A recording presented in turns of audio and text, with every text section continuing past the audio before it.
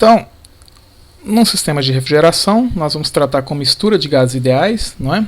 A gente viu que a gente pode tratar o ar é um gás ideal, e a gente pode tratar o vapor de água na mistura como um gás ideal também na atmosfera por conta das pressões parciais, pressões muito baixas, a gente pode tratar ele como gás ideal. Então nós precisamos saber calcular essa energia, variação de energia para uma mistura de gases. E também aqui calcular a variação da entropia. No caso agora, na aula passada nós fizemos para um sistema fechado, agora nós vamos fazer para um sistema aberto. Então aqui nessa aula nós vamos calcular a variação de energia, e no caso para um sistema aberto vai ser a variação de entalpia, né, para um sistema aberto. Então nós já vimos, sabemos que a massa total da mistura vai ser a somatória das massas de cada um dos gases, e o número de mols total da mistura vai ser a somatória do número de mols de cada um dos gases. Aqui não está havendo reação, né, química, combustão, etc. Está havendo só uma mistura dos gases. Então aqui a massa total e o número de mols total é simplesmente a somatória das massas e número de mols de cada componente. O N aqui é o número de componentes na mistura, esse N maiúsculo. Então, como é um sistema aberto, nós temos que é a variação da entalpia. Então a variação da entalpia na base mássica vai ser simplesmente a variação de entalpia total de cada um dos gases, do estado final até o estado inicial. Aqui é a somatória, isso aqui na base mássica, na base molar a mesma coisa. Aqui eu representei, na verdade, na base molar está do lado de cá. Aqui, ó, na base molar, com o número de mols, né, ao invés da massa na base molar, o número de mols, vezes a entalpia representada na base molar. A entalpia aqui na base mássica é em kJ por quilograma, e aqui na base molar, kJ por quilomol, né? Então, eu posso calcular, a gente sabe que a variação da entalpia para um gás ideal pode ser calculado como um Cp vezes a variação da temperatura. Portanto, eu posso escrever também a variação da entalpia como a massa vezes o Cp vezes a variação da temperatura. E aqui é importante ressaltar que essa aqui é a temperatura inicial de cada um dos gases na mistura, e essa aqui é a temperatura final da mistura. Não é? A gente não tem o conceito de temperaturas parciais. Então essa aqui é a temperatura final da mistura.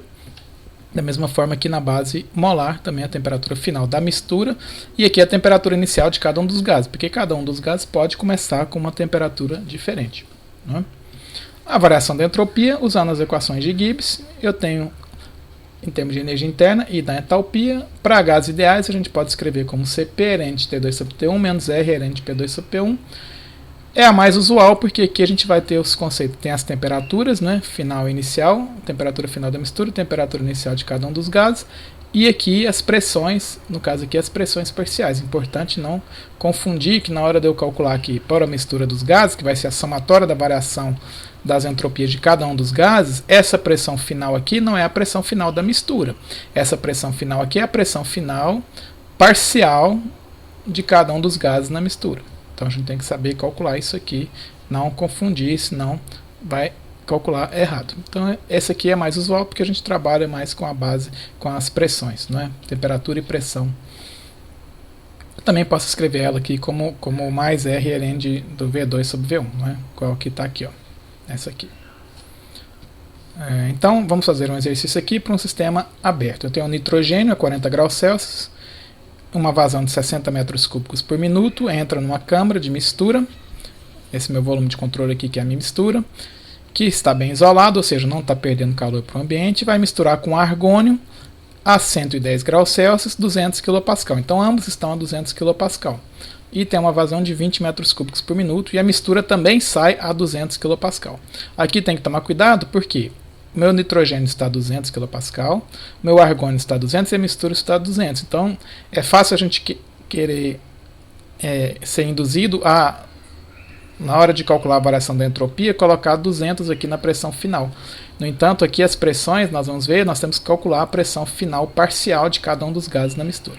Então ele quer saber a temperatura final da mistura e a taxa de produção de entropia na mistura. Então aqui eu tenho as propriedades dos dois gases tabeladas, né? A massa molar, o Cp e o Cv, isso aqui é tabelado. Eu vou fazer um balanço de energia aqui nesse meu volume de controle, que agora é um sistema aberto.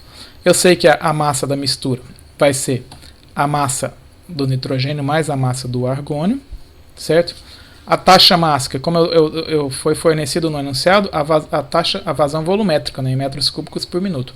A taxa mássica vai ser o ρ vezes a vazão volumétrica, que eu pus em Rho vezes a velocidade, né? Isso aqui é a vazão volumétrica.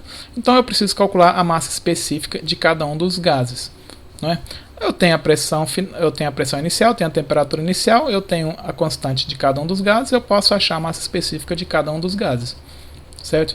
Então aqui eu tenho o R do nitrogênio e o R do argônio, é a constante universal pela massa molar, não é a constante universal pela massa molar. Então eu calculo aqui a massa específica do nitrogênio inicial, que é a pressão do nitrogênio, a constante universal, vezes a temperatura em Kelvin. Importante aqui que a temperatura sempre em Kelvin na equação dos gases ideais. Temperatura sempre em Kelvin. Então eu acho aqui, outra coisa importante aqui também é, eu estou aqui apresentando a pressão em 200 kPa e a constante do gás eu coloquei em kJ por quilograma Kelvin. Portanto, o kilopascal é 10 ao cubo vezes Pascal, e aqui eu tenho kilojoules por quilograma Kelvin. Esse K do quilopascal vai cortar com o K do kilojoule aqui, que 10 ao cubo com 10 ao cubo. Mas tem que tomar cuidado para eu não misturar, colocar a pressão em quilopascal e o R em joules por quilograma Kelvin, ou colocar a pressão em Pascal e o R em kilojoules por quilograma Kelvin. Senão você vai errar para uma unidade de 10 ao cubo aqui, né, para uma escala de 10 ao cubo. Então sempre tomar cuidado com a consistência das unidades e das escalas que você está utilizando. Temperatura sempre em Kelvin. Então aqui eu calculei a massa específica inicial do nitrogênio e do argônio. As taxas mássicas agora então é só a massa específica vezes a vazão volumétrica. Eu calculei aqui em quilos por segundo para ambos, né, porque ela foi dada no enunciado em quilos, em metros cúbicos por minuto. Então eu tenho aqui as taxas mássicas de cada um e a taxa mássica da mistura vai ser a somatória das duas taxas mássicas. Então aqui eu já calculei a taxa mássica, fazendo um balanço de energia no meu volume de controle. Eu tenho que ele foi dado que ele é bem isolado, portanto eu não tenho calor, eu também não estou realizando trabalho, portanto a variação de energia é igual a zero. No caso aqui, os termos de energia vai ser a entalpia, energia cinética e potencial. Eu vou desprezar os termos de energia cinética e potencial, portanto a variação da entalpia é igual a zero. No caso, a variação da entalpia do nitrogênio mais a variação da entalpia, variação da entalpia do nitrogênio mais a variação da entalpia do argônio vai ser igual a zero. Então aqui, abrindo as equações, eu consigo. A temperatura é a temperatura final da mistura, a temperatura do nitrogênio inicial, temperatura final da mistura, temperatura inicial do argônio. Então eu consigo isolar aqui a temperatura da mistura. Fazendo aqui a substituição de valores, eu acho a temperatura da mistura 324,44 kelvins. Então aqui eu acho a temperatura fazendo o balanço de energia.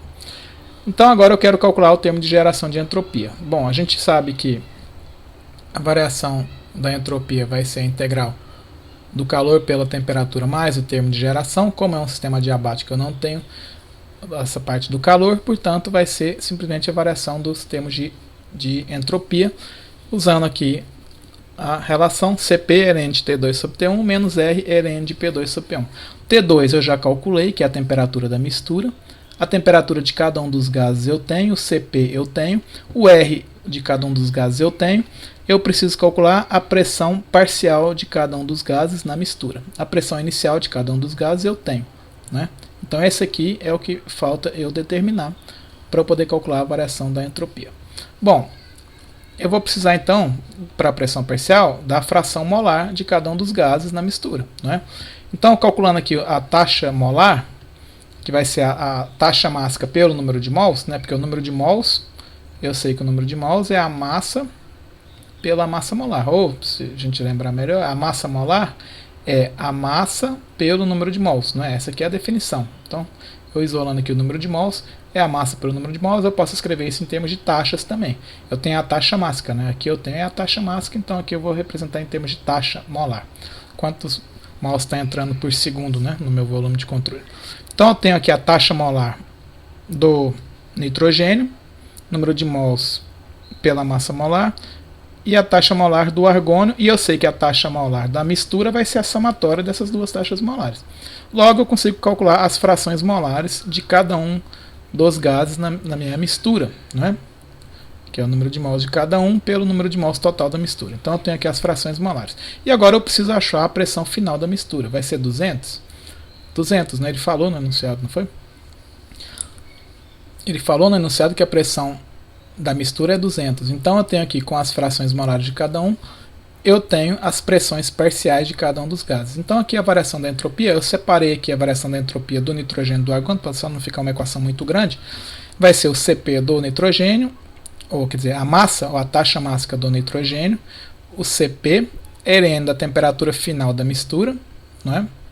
Temperatura final, menos a temperatura inicial do nitrogênio, menos o R, Ln da pressão do nitrogênio na mistura, que eu acabei de calcular, né? Aqui, importante não confundir que aqui não é a pressão de 200, né? É a pressão parcial pela pressão inicial do nitrogênio, vai me dar aqui a taxa de geração de entropia. Para o argônio é a mesma coisa, eu tenho a taxa mássica do argônio, o Cp do argônio, a temperatura final menos a temperatura inicial do argônio, menos R, Ln da pressão parcial do argônio na mistura, pela pressão inicial do argônio na mistura, eu acho que a taxa de geração de entropia, portanto, a geração de entropia total vai ser a somatória das gerações de entropias aqui. Então aqui eu acho o valor calculado. Então é isso aqui é importante, por quê? Porque no sistema de refrigeração vão envolver a mistura de gases ideais. Eu vou misturar o ar com vapor, né, com a intenção de refrigerar o meu sistema. Então eu preciso saber fazer esses balanços de energia e entalpia no meu sistema.